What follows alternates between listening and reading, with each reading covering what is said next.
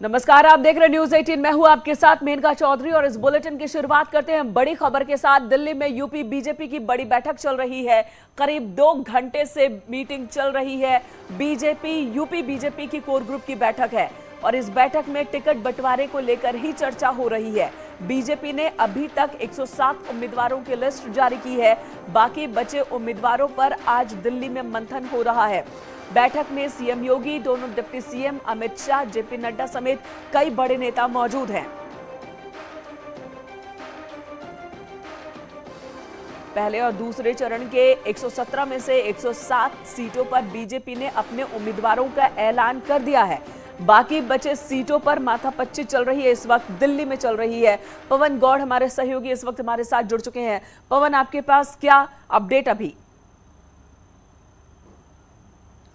देखिए मेनका, पहले 2 फेज के लिए हालांकि बीजेपी अपने लगभग सभी कैंडिडेट का अनाउंसमेंट कर चुकी है। 107 का कर चुकी है, 113 में से लेकिन आपको याद होगा कि डिप्टी सीएम केशव मौर्य का बयान आया था पहले केंद्रीय चुनाव समिति की बैठक के बाद। उन्होंने कहा कि 172 कैंडिडेट पर चर्चा पूरी हो चुकी है। अब जो है इस आज की जो बैठक है उसमें चर्चा बचे हुए कैंडिडेट्स को लेकर हो रही है। आज वो चर्चा है, आज होगी। उसके अलावा कल सुबह फिर 11 बजे से फिर से कोर कमेटी की बैठक होगी और संभवतः 19 तारीख को बीजेपी की केंद्रीय चुनाव समिति की बैठक फिर से होगी, जिसमें कि उत्तर प्रदेश, गोवा और उत्तराखंड के उम्मीदवारों को लेकर अंतिम मोहर लगाई जाएगी। अगर बात करें आज की बैठक की, तो आज की बैठक में तमाम जो बड़े चेहरे हैं केंद्रीय नेतृत्व से और उत्तर प्रदेश के नेतृत्व से, वो सब लोग इस बैठक में शामिल हैं और लगातार एक सीट वाइज समीक्षा की जा रही है कि कौन कौन सी सीट पर कौन कौन से लोग उम्मीदवारों का नाम आया है, उनका रिपोर्ट कार्ड क्या है, सर्वे की जो रिपोर्ट है वो किस तरह की है, उनकी जीतने की संभावना किस तरह की है। आपने पहली लिस्ट के दौरान देखा कि जब 83 जो सिटिंग विधायक थे उनमें से 20 का टिकट काट दिया गया था, 21 नए चेहरे बीजेपी ने दिए थे। तो इस बार भी टिकट बहुत ज्यादा कटने की संभावना तो नहीं है, क्योंकि पहले ही बीजेपी में अमित शाह ने कोर ग्रुप की बैठक में अमित शाह ने स्पष्ट कर दिया था कि बहुत ज्यादा टिकट की गई कि 40 से 45 हो सकती है उन विधायकों की संख्या जिन्हें टिकट इस बार नहीं मिलेगा। 20 ऐसे नाम तो पहले ही साफ हो चुके हैं। धन्यवाद पवन इस वक्त पूरी जानकारी देने के लिए। इधर डिप्टी सीएम केशव प्रसाद मौर्य ने कांग्रेस और एसपी के पूर्व विधायकों समेत 5 नेताओं को बीजेपी की सदस्यता दिलाई है। बीजेपी में शामिल होने वालों में कांग्रेस के प्रदेश उपाध्यक्ष और तिंदवारी के पूर्व विधायक दलजीत सिंह, झांसी में मऊरानीपुर की पूर्व समाजवादी पार्टी विधायक रश्मि आर्य शामिल हैं। इनके अलावा बीएसपी सरकार में पूर्व दर्जा प्राप्त राज्य मंत्री रहे ब्रजमोहन सिंह कुशवाहा, जनवादी पार्टी के पूर्व प्रदेश अध्यक्ष सत्येंद्र चौहान और फर्रुखाबाद में कायमगंज सीट पर एसपी के टिकट पर चुनाव लड़ चुकी डॉक्टर सुरभि ने भी बीजेपी ज्वाइन की। इस मौके पर केशव प्रसाद मौर्य ने कहा कि नए सदस्यों के शामिल होने से पार्टी को मजबूती मिलेगी और पार्टी सबका साथ सबका विश्वास के संकल्प के साथ फिर से प्रदेश में सरकार बनाएगी। जनता पार्टी 300 से अधिक कमल खिला करके फिर से उत्तर प्रदेश में जो सुशासन और विकास का पर्याय बन चुकी भारतीय जनता पार्टी की सरकार बनाने का काम करेगी। मैं आज यहां पर यह भी कहना चाहूंगा कि समाजवादी पार्टी जो गुब्बारे में हवा एक तरह से भर जाती है, वो हवा निकलने वाली है और यह कहने में मुझे कोई संकोच नहीं, पूरे विश्वास से कह सकता हूं यह नई सपा नहीं है, ये वही सपा है जो 2014 में थी, जो 2017 में थी, 2019 में थी। उससे भी खराब स्थिति में समाजवादी पार्टी 2022 में रही। इधर गाजियाबाद में न्यूज 18 के सवाल पर सीएम योगी ने एसपी पर करारा हमला बोला है। सीएम योगी ने कहा कि एसपी ने पेशेवर अपराधियों को टिकट दिया, दंगों के अपराधियों को टिकट दिया है। जनता का आशीर्वाद बीजेपी के साथ है और बीजेपी की बड़ी जीत होने वाली है। पिछले 5 वर्ष के दौरान हमारी सरकार ने जिन पेशेवर अपराधियों को और गुंडों के मन में एक भय पैदा किया था, जनता को भयमुक्त वातावरण दिया था, आज समाजवादी पार्टी का चेहरा एक बार फिर से सबके सामने आ चुका है। कैराना से लेकर के बुलंदशहर, स्याना और लोनी तक जो चेहरे समाजवादी पार्टी के सामने आए हैं, कोई कैराना हिंदू व्यापारियों के पलायन के लिए जिम्मेदार अपराधियों को, मुजफ्फरनगर के दंगों के अपराधियों को और उन पेशेवर हिस्ट्री सीटर को अपना कैंडिडेट बना करके समाजवादी पार्टी ने अपने वास्तविक चरित्र को एक बार फिर से प्रदेश के सामने, देश के सामने प्रस्तुत कर दिया है कि प्रदेश के बारे में उनकी मंशा क्या है। और मुझे लगता है कि उनकी पहली सूची ने इस बात को साबित कर दिया है कि उनका सामाजिक न्याय, गरीबों, दलितों, पिछड़ों और व्यापारियों की और सम्मानित नागरिकों की संपत्ति पर कब्जा करने वाले पेशेवर अपराधियों के प्रति उनको प्रश्रय देकर के आगे बढ़ाने की अपनी इस प्रवृत्ति से वो आज भी कहीं हटे नहीं है और आदत बहुत जल्दी सुधरती भी नहीं है। और इसीलिए जल्दीबाजी में आज अपना मुंह छुपाने के लिए अब उन्होंने सूची सार्वजनिक करने से परहेज कर दिया है। कहा कि अब चुपचाप सिंबल टेबल के अंदर से लेन देन जो उनका पहले होता था वही अब सिंबल के भी लेन देन का कार्य अब टेबल के नीचे से उनका चुपचाप होगा। उन्होंने इस बात को फिर से शुरू कर दिया है। लेकिन मैं प्रदेशवासियों को इस बात के लिए आश्वस्त करता हूं, प्रदेशवासियों का, प्रदेश के जनता जनार्दन का आशीर्वाद होगा तो भारतीय जनता पार्टी 10 मार्च को फिर से प्रचंड बहुमत की सरकार बनाएगी और इन पेशेवर गुंडों और अपराधियों पर वैसे ही टूटेगी जैसे पहले टूट करके इनको बिलों के अंदर घुसाया था। इन्हें फिर से बिलों के अंदर घुसाने का कार्य सरकार करेगी। धन्यवाद जी। तो एक तरफ अपराधियों की बात तो दूसरी तरफ यूपी चुनाव में किसानों के मुद्दे को गरमाने की कोशिश शुरू हो चुकी है। एसपी अध्यक्ष अखिलेश यादव ने अन्न संकल्प लिया। पार्टी नेताओं के साथ संकल्प लेते हुए उन्होंने कहा कि किसानों पर अन्याय अत्याचार करने वालों को हराएंगे। अखिलेश ने यह भी आरोप लगाया कि किसानों के ऊपर झूठे केस चलाए गए, उन्हें गलत मामलों में फंसाया गया। ऐसी सरकार को हराने और हटाने का काम किसान करेंगे, अन्याय के खिलाफ खड़े होंगे। किसान शहीद हुए, जान गई, आंदोलन किया, झूठे मुकदमे लगे, परवाह नहीं की और उस आंदोलन को लगातार चलाते रहे। अंततः वोट के लिए भारतीय जनता पार्टी ने तीनों किसानों के काले कानून वापस लिए। जो लोग आतंकवादी कहते थे, जो लोग मवाली कहते थे, न जाने किन शब्दों से किसानों को अपमानित करते थे, आज वो कह रहे हैं कि किसानों के हित में वो 3 कानून वापस लिए कि हम अन्न संकल्प लेते हैं कि जिन्होंने किसान पर अत्याचार और अन्याय किया है उनको हराएंगे और हटाएंगे। इसके लिए मैं कहूंगा कि तेजिंदर विक जी हमें संकल्प दिलाएं और तेजिंदर विक के साथ साथ हम अपनी पार्टी के नेता, कार्यकर्ता, किसान भाइयों से कहेंगे कि संकल्प लें, अन्न संकल्प लें और भारतीय जनता पार्टी को हराएं और हटाएं।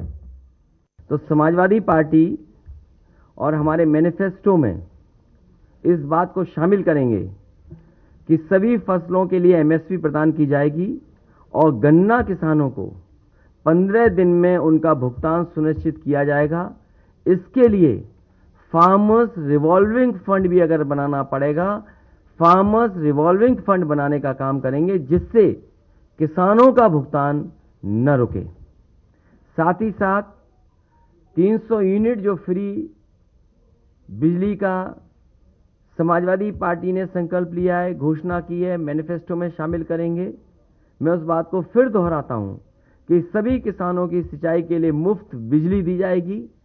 साथ ही साथ ब्याज मुक्त लोन, बीमा एवं पेंशन की भी व्यवस्था किसानों के लिए की जाएगी। और सीएम योगी ने इस मुद्दे पर ही अखिलेश यादव पर ट्वीट कर तंज कसा है। उन्होंने ट्वीट किया कि दंगाइयों, अपराधियों और आतंकवादियों का हाथ थामने वाले आज अन्न को हाथ में लेकर अन्नदाता के हित चिंतक होने का स्वांग कर रहे हैं। प्रदेश की जनता है कि प्रतिकूल मौसम से अधिक इनके शासनकाल में हुए दंगों ने ही किसानों को हानि पहुंचाई। ये तो सिर्फ जिन्ना प्रेमी है। वहीं बीजेपी के प्रदेश अध्यक्ष स्वतंत्र देव सिंह ने भी ट्वीट किया और उन्होंने अखिलेश यादव पर तंज कसा। उन्होंने लिखा, गन लेकर घूमने वाले हाथ में अन्न है, किसान हितैषी बनने का ढोंग कर रहे हैं अखिलेश। एसपी सरकार में किसान खेत जाने से भी घबराते थे।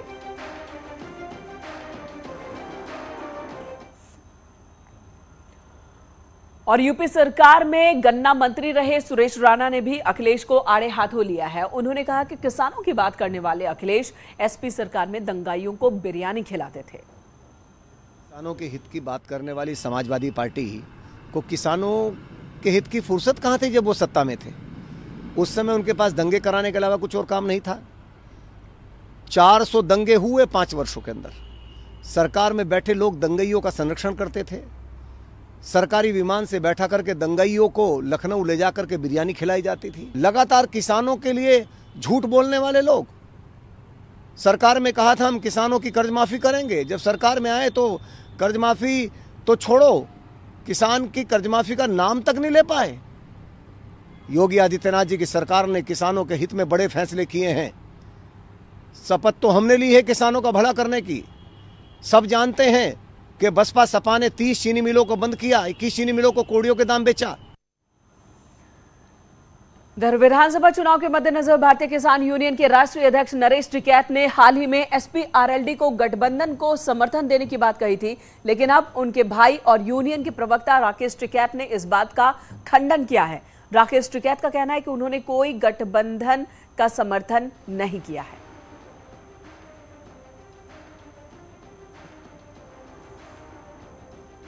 सारे को गठबंधन को जहां से जिसकी भी वो बातचीत, भाई आप लोगों की परीक्षा की घड़ी इस गठबंधन तक बगल जो कोई भी जाए उसे उषा मंत्रामन पे जो कुछ भी तरीका अपनाना हो, रिक्वेस्ट का यह हो तो कुछ हो तो बड़े अच्छे तरीके से सब मनाने की बात है और इस गठबंधन को सफल बनाओ। समर्थन नहीं है हमारा, अपना चुनाव लड़े सब लोग। हमारे पास में सब लोग आते हैं वहाँ पे, हम सबको यही कहते हैं भाई चुनाव लड़ो, अपना शांति से लड़ो। जो इस बार मतलब क्या यूपी में क्या किस तरीके का नहीं अभी नहीं, लोग अपने हिसाब से दे लेंगे। भाई धान बिक गया हो तो इनको वोट दे लियो और नुकसान हो जाओ तो किसी दूसरे को देगा, तो नाराजगी के आधार पे वोट लोग देते हैं। हालांकि आज नरेश टिकैत भी अपने पहले के बयान से पलट गया। उन्होंने कहा कि जो भी आशीर्वाद लेने आएगा उसे आशीर्वाद देंगे, किसी एक को समर्थन नहीं देंगे। इधर आईएमसी यानी कि इत्तेहाद मुस्लिम काउंसिल ने यूपी समेत 5 राज्यों में कांग्रेस का समर्थन करने का ऐलान किया। आईएमसी के मुखिया तौकीर रजा ने दावा किया कि देश को कांग्रेस से कोई भी बेहतर तरीके से नहीं चला सकता। तौकीर रजा ने बीजेपी के अलावा समाजवादी पार्टी पर निशाना साधा। तौकीर रजा ने दावा किया कि समाजवादी पार्टी के शासन में भी यूपी का विकास नहीं हुआ, लिहाजा इस बार सिर्फ कांग्रेस को ही समर्थन देंगे। तौकीर रजा ने राहुल गांधी और प्रियंका गांधी के काम करने के तरीके की भी तारीफ की। इन दोनों भाई बहनों को हमने समझने की कोशिश की है, सच्चे सेकुलरिस्ट हैं, इसीलिए हमने ये फैसला किया। और दंगा जांच आयोग की जो हमारी मांग अखिलेश के सामने भी रखी गई थी, लेकिन उन्होंने जवाब आज तक नहीं दिया। इन्होंने उसे अपने मैनिफेस्टो में शामिल किया है। इस वजह से हमने कांग्रेस को हिमायत देना अपनी जिम्मेदारी समझा है और कांग्रेस का पूरे प्रदेश में नहीं बल्कि 5 राज्यों में इंशाल्लाह जहां ज़रूरत कांग्रेस महसूस करेगी हम वहां जाएंगे। और अखिलेश यादव पे भी गौर किया गया, हमारी कार्यकारिणी ने तमाम मशवरे दिए, तमाम लोगों से बातचीत हुई। आखिर में ये तय हुआ कि अखिलेश यादव को हम 12 से 17 तक देख चुके हैं, उनको दोबारा मौका दिया जाने का मतलब यह है कि उत्तर प्रदेश में मजीद दंगों को दावत देना। और तौकीर रजा के इस बयान को लेकर वार पलटवार भी शुरू हो चुका है। कांग्रेस कह रही है कि मौलाना के समर्थन से फायदा होगा, तो बीजेपी कह रही है तौकीर रजा के बयान को बहुसंख्यक समाज अपमान है।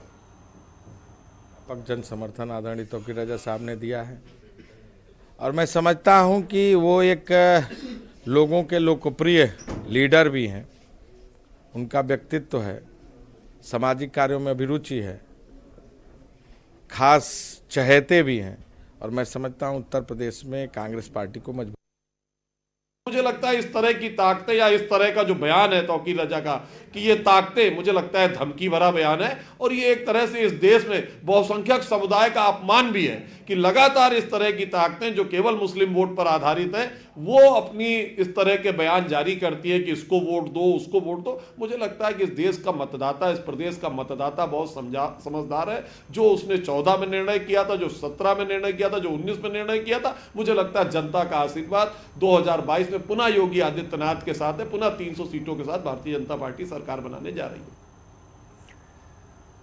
यहां रुकेंगे एक छोटे से ब्रेक के लिए, तुरंत लौटेंगे, आप बने रहें हमारे साथ।